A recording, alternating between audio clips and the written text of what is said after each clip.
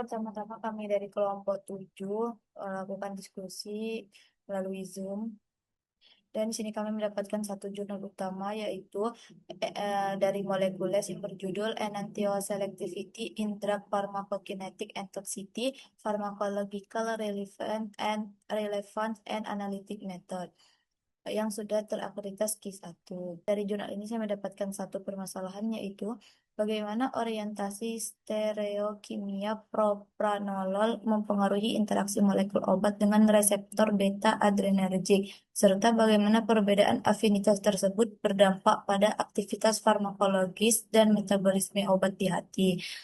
Eh, dan saya menemukan jawabannya pada Jurnal International Journal of Molecular Science yang berjudul Structural and Pharmacological Insight into Propranolol and Integrated Crystallographic Perspective yang sudah terakreditasi Q1.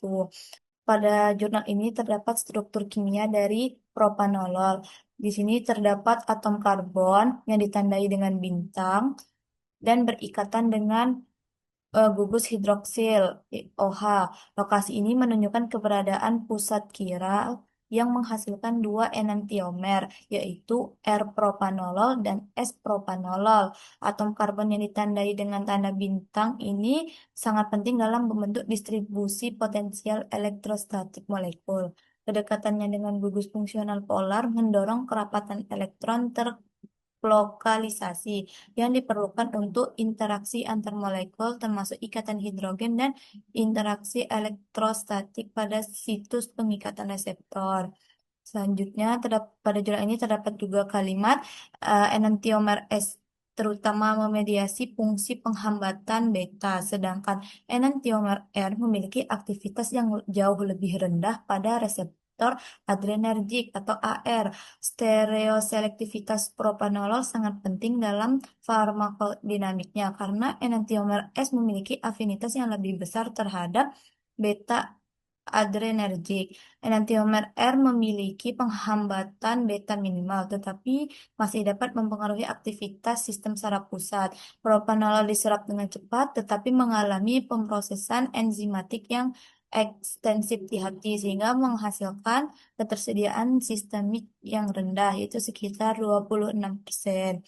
Terus, interaksi propanolol dengan reseptor beta adrenergik ini terdapat juga dalam jurnal ini, yaitu pada kalimat propanolol berikatan dengan beta adrenergik 1 dan beta adrenergik 2 dengan cara yang serupa. Namun, perbedaannya pada domain ekstraseluler dan helix transmembran berkontribusi pada selektivitasnya. Pada beta adrenergik 1, propanolol membentuk ikatan hidrogen dengan residu seperti AsP121 dan kontak hidrofobik dengan Val117 yang membantu menstabilkan konformasi tidak aktif reseptor. Sedangkan pada beta adrenergik 2 menunjukkan bagaimana obat tersebut membentuk ikatan hidrogen dan menstabilkan gugus aromatik, memperkuat aktivitas agonis inversnya. Pada gambar ini terdapat gambar dari beta adrenergik 2 yaitu dijelaskan ikatan hidrogennya ditunjukkan sebagai garis putus-putus dengan jarak antar atom di sini yang diberi label dalam angstrom atau A dan interaksi van der Waals yang ditunjukkan oleh busur berlabel dengan jari-jari radial yang mengarah ke atom ligan. Residu yang berinteraksi utama pada ikatan hidrogen itu ada SER203, SER207, ASN293, ASP113.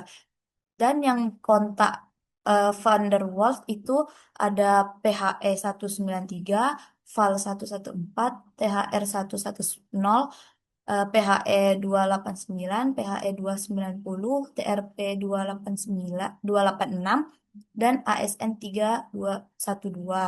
Dampak pada aktivitas farmakologis dan metabolisme obat di hati itu terdapat juga pada jurnal tadi. Di sini dijelaskan propranolol memberikan efek terapeutik melalui antagonisme kompetitif beta 1 dan beta 2 adrenergik. Dengan memblokir beta 1 adrenergik di jantung, propranolol mengurangi denyut jantung, kontraktilitas miokard, dan kebutuhan oksigen secara keseluruhan, yang sangat penting dalam mengelola kondisi iskemik seperti angina. Antagonisme reseptor beta 2 yang terletak di otot polos bronkial dan vaskular dapat menyebabkan bronkokonstriksi, sehingga propranolol kurang cocok untuk pasien asma. Selain itu, propranolol menghambat pelepasan renin dari ginjal yang berkontribusi pada aksi antihipertensinya. Eh, Dijelaskan juga metabolisme lintas pertama yang signifikan itu di hati. Itu sebagian besar dimediasi oleh sitokrom P450, yaitu ada CYP2D6 dan CYP1A2. Itu membatasi bioavailabilitasnya hingga sekitar 25-35% setelah pemberian oral.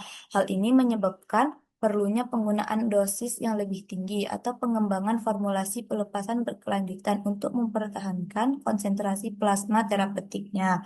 Dan dijelaskan juga, propranolol mengalami beberapa transformasi metabolisme, termasuk hidrolisasi aromatik, endealkilasi, dan glukuronidasi. Modifikasi ini tidak hanya mengurangi aktivitas farmakologis obat induk, tetapi juga mempengaruhi eliminasinya. Meskipun bioavailabilitas oralnya relatif rendah, metabolisme propranolol menghasilkan metabolit aktif dan tidak aktif seperti 4-hidroksipropranolol yang memiliki aktivitas penghambat beta yang signifikan dan berkontribusi pada efek terapeutik obat secara keseluruhan.